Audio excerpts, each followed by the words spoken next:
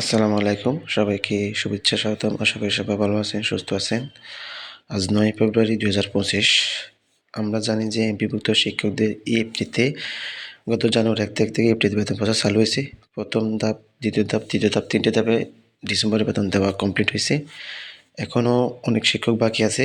এর মধ্যে চতুর্থ ধাপের জন্য ৮,২৩৮ জন সিলেক্টেড হয়েছে। তো বাকি যাদের দেওয়া হয় নাই তাদের ব্যাপারে নির্দেশনা আসবে।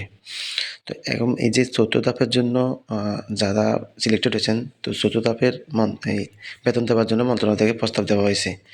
তো ইফটির যে টাকাটা আমরা পাবো আর কি, সেটা ইফটির মাধ্যমে। তো এখন স্পেসিফিক এরকম কোনো ডেট দেয় না যে আমরা কবে নাগাদ এই চতুর্থ ধাপের বেতন দেওয়া হবে, এরকম কোনো ডেটের কথা স্পষ্ট এটা বলে নাই। তো গত সপ্তাহে নিউজ অনুযায়ী ছিল যে যে বাকি যেই জানুয়ারি মাসে তো এখনও কেউ বেতন পায় নাই, তাদের সহ চতুর্থ ধাপ যারা আসবে তাদের একসাথে দিয়ে দেওয়ার কথা এই সপ্তাহের মধ্যে। কিন্তু কই এখন ওই ব্যাপারে এখনও এইখানেও কোনো এরকম সুস্পষ্ট নির্দেশনা আসে নাই যা কবে নাগাদ পাচ্ছি। তো এরপরও যে সমস্ত শিক্ষক কর্মচারী ইএফটিতে মানে বেতন পাবেন না, যাদের ভুল আছে, তো তাদের ব্যাপারেও আমাদের ইএফটির যে ড্যাশবোর্ড আছে সেখানে আমরা এই তাদের ভুলগুলা দেখতে পাবো। এখনো পর্যন্ত ওইরকম কোনো আমরা কারণ দেখতে পাই না, বা ওরকম স্পেসিফিক কোনো কারণ দেখায় নাই যে সমস্ত শিক্ষকেরা এখনও আসে নাই। অনেক শিক্ষক বলেন যে তাদের সমস্ত ইনফরমেশনগুলা ঠিক আছে, তারপরেও তাদের ইএফটিতে এই আইব্যাস প্লাস হয় নাই।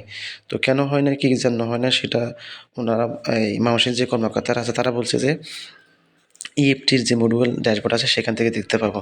তো অনেক শিক্ষক এই আমরা সেটার আশায় বসে আছি যে কবে আমাদের সেই কারণগুলো দেখাবে, যে কী ভুল বা কোন কারণগুলা আছে এখানে, কার কী ভুল আছে, সেই অনুযায়ী তারা সংশোধন করবে।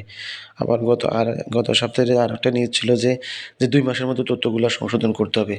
তো যারা জানে যে তাদের যার কী ভুল আছে তারা হয়তো সংশোধন করতে পারবে, বাট অনেকে হয়তো তাদের ভুলগুলা ফাইন্ড আউট করতে পারতেছে না।